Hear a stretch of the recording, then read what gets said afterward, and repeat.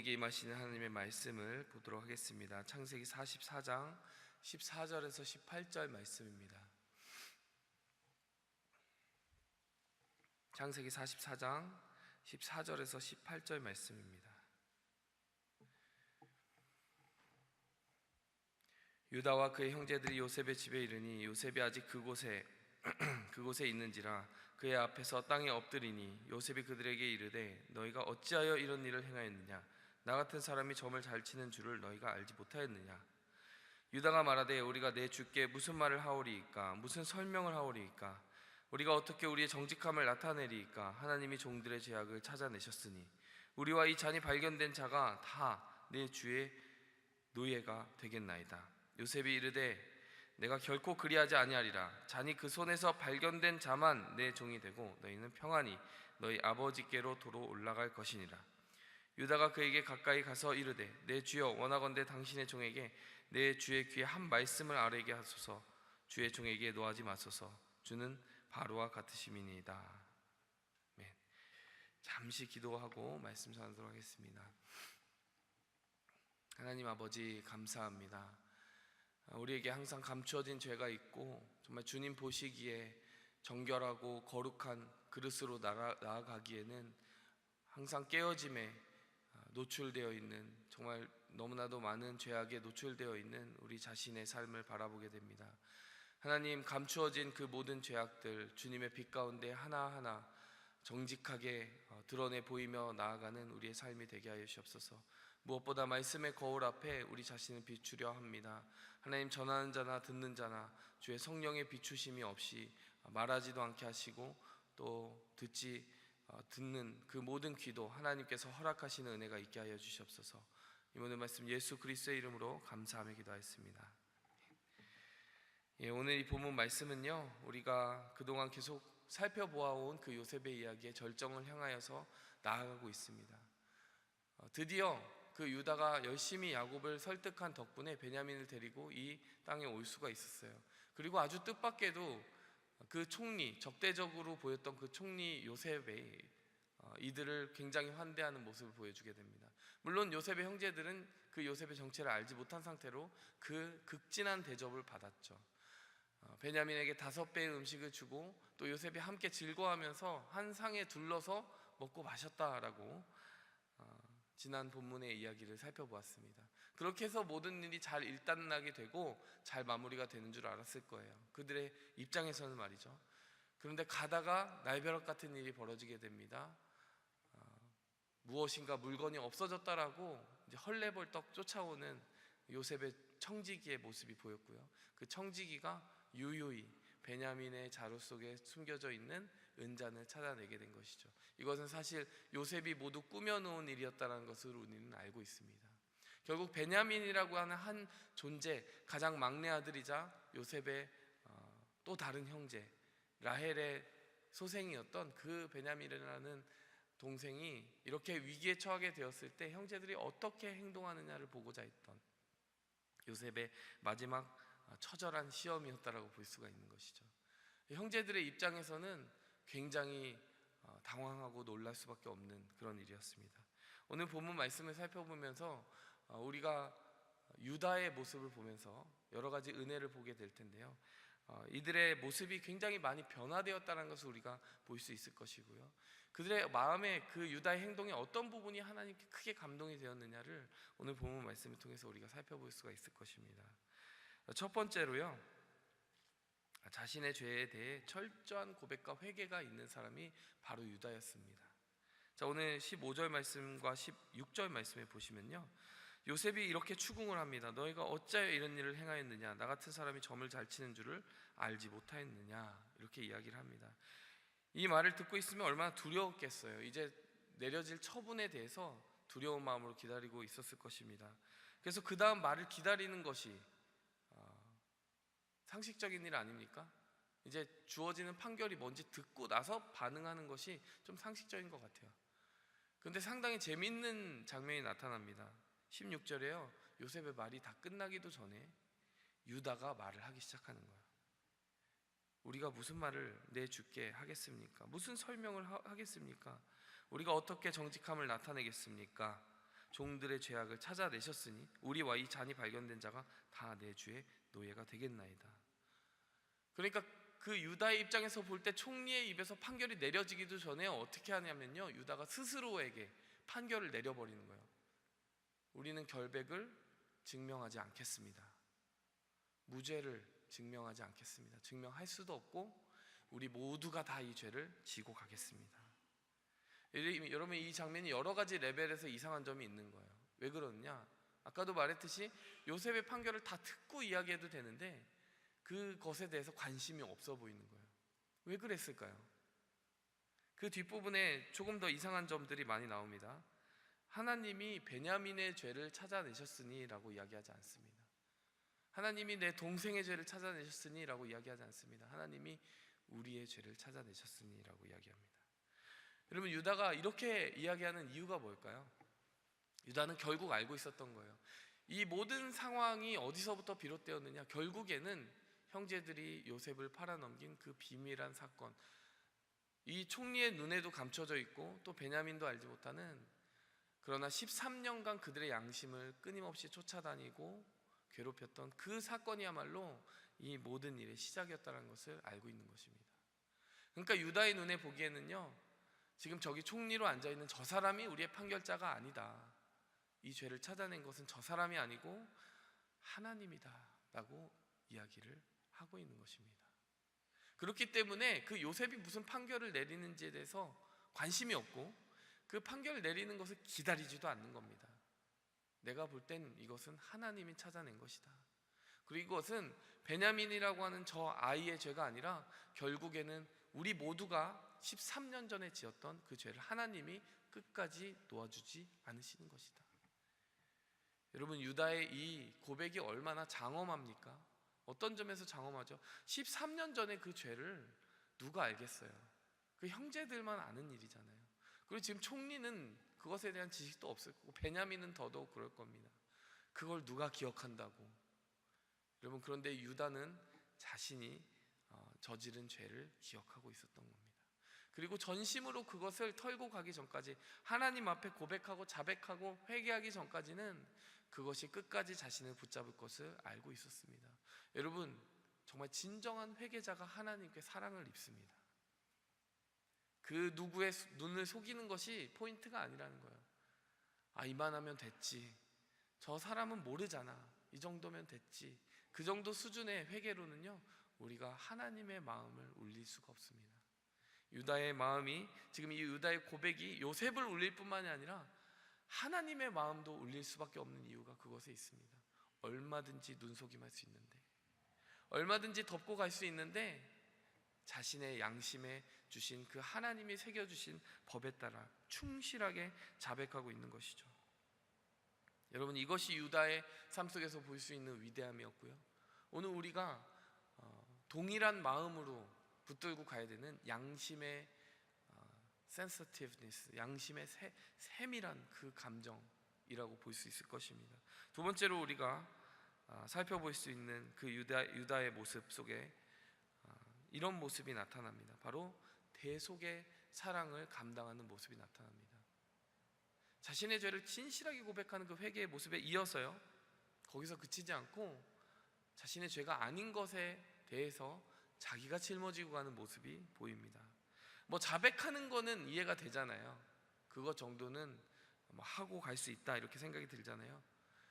근데 여기서 지금 요셉이 한 번 더 꼬아서 시험을 더 내거든요. 어떤 시험을 냈냐? 니네 다 갇힐 거 없어, 내가 그 말 한 적 없잖아. 그러면서 어떻게 얘기합니까? 한 명만 갇히면 돼, 저 베냐민만 갇히면 돼, 이렇게 이야기합니다. 여러분, 사실 이 말 들으면 굉장히 크게 유혹이 되지 않겠습니까?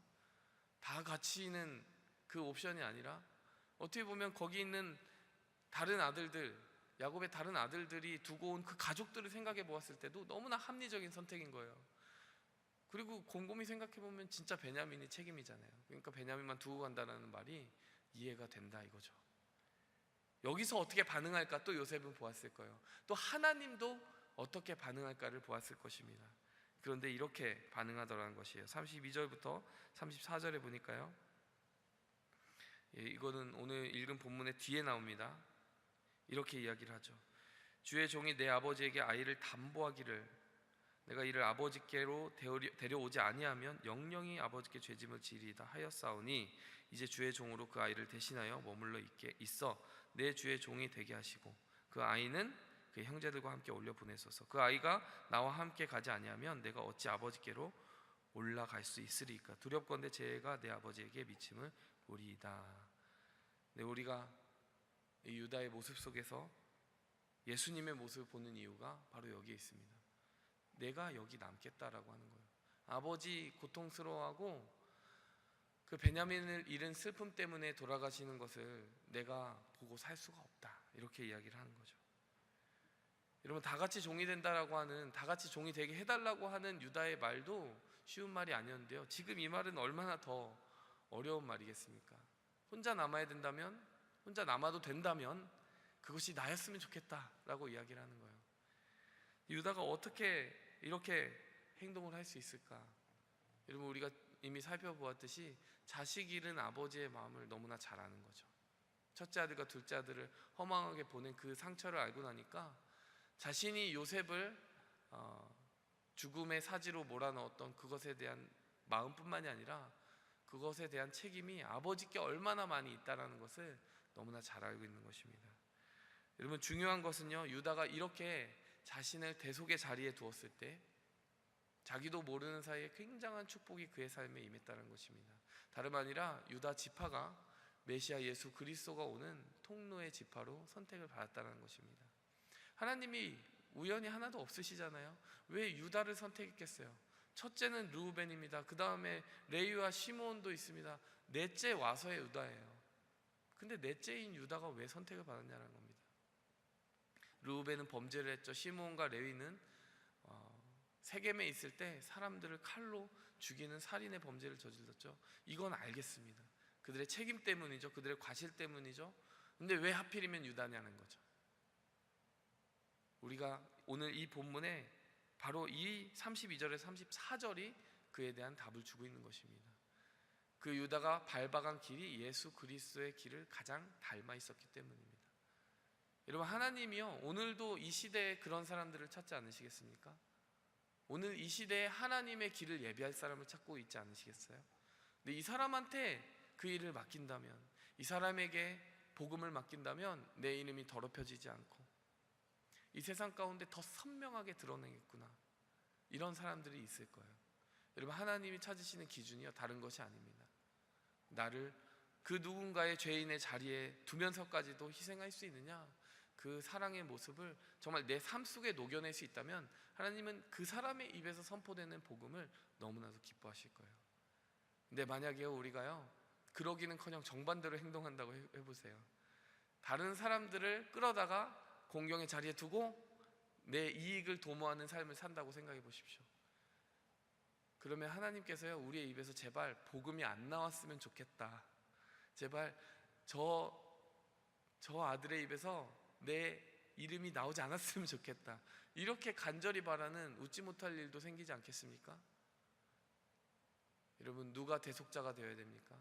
대속의 사랑을 받은 사람이 대속의 길을 걸어가야 됩니다. 여러분, 우리가 희생해야 되고 우리가 그 자리에 걸어갈 때 하나님이 영광 받으시더라는 말입니다. 여러분, 한 가지 이 부분을 조금 더 면밀하게 우리가 적용을 어떻게 구체적으로 할 수 있는가, 그걸 생각해 보면서 이것을 깨달았어요. 우리가 누구를 위해서 그렇게 거창하게 막 목숨을 바쳐서 희생할 일들은 자주 오는 일은 아니잖아요. 하지만 우리가 일상생활을 살아가면서 자녀들을 위해서, 우리 직장 동료들을 위해서, 친구들을 위해서요, 소소한 희생을 하는 삶, 그것을 정말 즐기면서 나아가야 되겠다, 이렇게 적용을 해볼 수가 있을 것이고요. 또 한 가지 구체적인 적용점이 있습니다. 그것은요, 바로 전도자의 삶입니다. 오늘 이 본문 말씀에서요, 이 말을 우리가 새기고 갔으면 좋겠어요. 34절에 보니까 내가 어찌 내 아버지께로 돌아갈 수 있겠습니까? 두렵건대 제가 내 아버지에게 미침을 볼 것입니다. 자, 이 말이 무슨 말이에요? 내가 아버지께로 가는데 아버지의 마음 아파하는 모습, 베냐민 없이 가서 아버지 가슴 찢어지는 모습은 내가 보기 어렵다, 이렇게 이야기하는 거죠. 여러분, 이것을 어떻게 적용할 수 있는지 아십니까? 이렇게 적용해 볼 수 있을 것 같아요. 우리도 하나님 아버지께 돌아갈 날이 있습니다. 우리도 데려가야 될 베냐민이 있어요. 그 베냐민을 데려가지 않으면 너무나 가슴 아파하실 하나님의 마음도 보여야 되는 것입니다. 여러분, 우리 주변에 내가 사랑하는 가족들, 나만 사랑하는 가족이겠어요? 하나님도 사랑하는 가족입니다. 하나님도 사랑하는 자녀입니다. 혹시 아직 믿지 않은 가족이 있다면요, 이런 마음이었으면 좋겠어요. 내가 어떻게 이 가족 하나님께 데려가지 않고 전도하지 않고 구원의 복음 전하지 않고 그냥 갈 수 있겠습니까? 이 마음이 있어야 된다는 거예요. 내가 함께 일하는 직장 동료, 내가 함께 공부하는 그 사람, 잠깐 있다가 헤어지고 돌고 도는 게 인생이지 이렇게 생각할 게 아니라요, 그냥 두고 가면 되지가 아니라요, 제가 꼭 데리고 가겠습니다. 하나님 아버지, 제가 꼭 데리고 가겠습니다. 제가 어떤 희생을 치러서라도 데리고 갈 수 있으면 좋겠습니다. 이 마음이 있었으면 좋겠다라는 거예요. 여러분, 이게 진정한 전도자의 마음입니다. 여러분, 전도라는 것은 바로 이 마음 가지고 해야 되는 것 같아요. 그 사람 데리고 가지 않았을 때 얼마나 우리 아버지 하나님께서 가슴 아파하실까. 그러면 이 마음이 살아있으면 하나님께서 우리를 인정해 주실 것입니다. 네가 내 사랑을 아는구나, 내 마음을 진짜 아는구나. 여러분, 그 마음 가지고 살았던 분이 예수 그리스도, 독생자이신 예수님 아니십니까? 그 사랑 덕분에, 그 하나님 아버지 마음을 너무나 잘 아는 예수님 덕분에 우리가 자녀된 것 아닙니까? 하나님은 오늘 동일하게 그 독생자 예수님의 사랑을 그대로 닮아서 우리가 전도하기 원하십니다. 함께 말씀을 기억하시면서 그 두 가지를 꼭 기억했으면 좋겠습니다. 그 누가 보지 않더라도 마음의 중심에 있는 모든 것들을 토해내는 회개의 사람, 그리고 하나님 아버지께 데려갈 그 한 영혼을 위하여서 희생하고 섬기는 그 사람, 하나님께서 그 사람을 우리 안에 지어가고 또 발견하기 원하십니다. 함께 기도하겠습니다. 하나님 아버지, 감사합니다. 사람들의 눈가림만 하며 살아가기에는 우리를 살피시는 하나님의 눈이 정말로 두렵고도 떨리는 진실의 눈임을 우리가 항상 기억하며 살게 도와주시옵소서. 그럴듯한 말만 늘어나는 인생이 되는 것이 아니라, 그리스도인의 삶이 되는 것이 아니라, 그 무엇으로도 감출 기회들을 가지고 살아가지만 감추지 않고 하나님 앞에 고백하는 그 인생 되게 하여 주시옵소서. 무엇보다 하나님 아버지의 마음, 베냐민을 기다리는 하나님의 아버지의 마음을 알아서 이 땅에서 우리가 데려갈 존재가 있음을 알고 전도의 마음을 가지는 그러한 심령 되게 하여 주시옵소서. 예수님의 이름으로 기도하였습니다. 하나님 아버지, 오늘도 우리의 삶을 그렇게 인도하여 주셨음을 우리 기억하면서 주기도문으로 나아가겠습니다. 하늘에 계신 우리 아버지여, 이름이 거룩히 여김 받으시오며 나라의 임하옵시며 뜻이 하늘에서 이룬 것 같이 땅에서도 이루어지이다. 오늘날 우리에게 일용할 양식을 주옵시고 우리가 우리에게 죄 지은 자를 사하여 준 것 같이 우리 죄를 사하여 주옵시고 우리를 시험에 들게 하지 마옵시고 다만 악에서 구하옵소서. 대개 나라와 권세와 영광이 아버지께 영원히 있사옵나이다. 아멘.